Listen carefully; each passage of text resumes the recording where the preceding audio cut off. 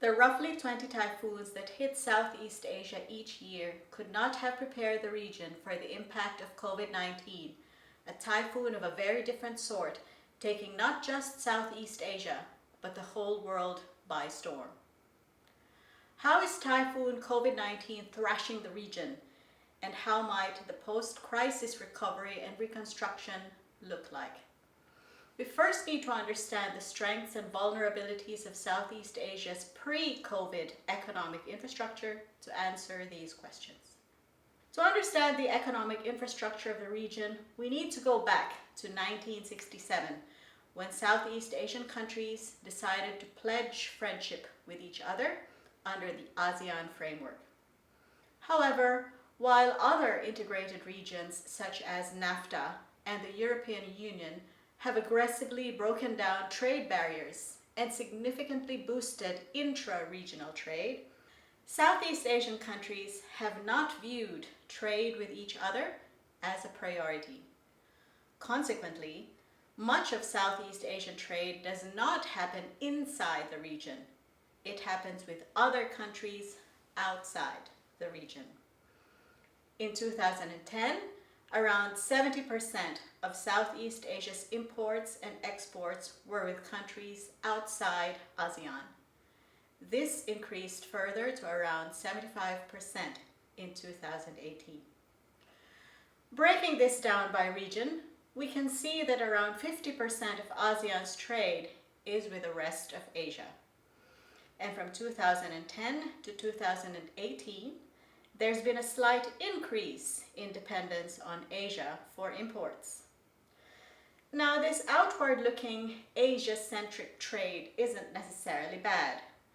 There's a very big world out there with many countries that Southeast Asian countries can make friends with. But the problem becomes clear when we discover that ASEAN countries have preferred to engage with the exact same countries: China, Japan, South Korea, and India. Outside Asia, the US is the region's only major friend and trading partner. In the pre-COVID period, ASEAN built for itself an economic house held up by just 5 markets. There has been little diversification outside these markets. The data, in fact, shows that ASEAN trade has become increasingly concentrated and clustered in these markets between 2010 to 2018. One troubling trend is that the region has become dependent on its economically powerful friends, particularly China, for imports rather than exports.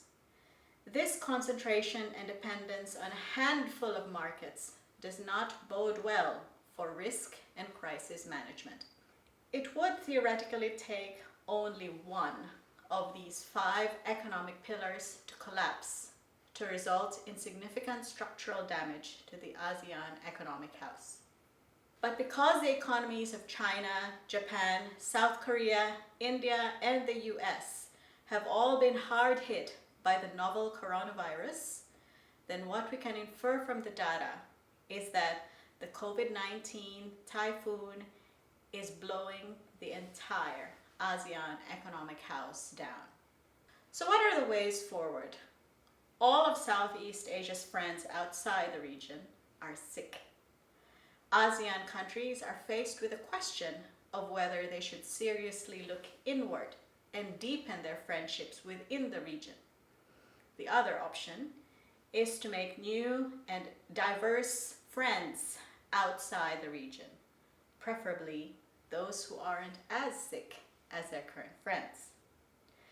Needless to say, deepening existing friendships is easier than making friends with strangers.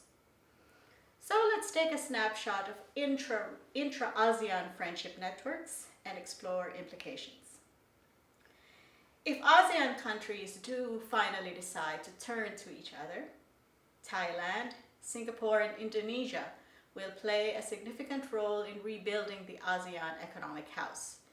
These countries have remained a cluster of friends from 2010 to 2018.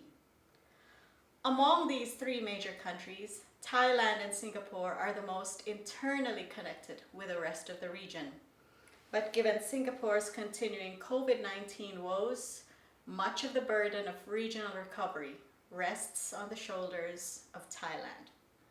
The role of Indonesia as a large regional importer and consumer will also be critical, and there is a significant opportunity for Vietnam to further step up within the region and potentially fill some of the manufacturing gaps left by China. Will the COVID-19 crisis be the trigger for ASEAN to finally forge closer friendships within its own neighborhood and speed up the journey towards true regional integration? We'll all just have to wait and see.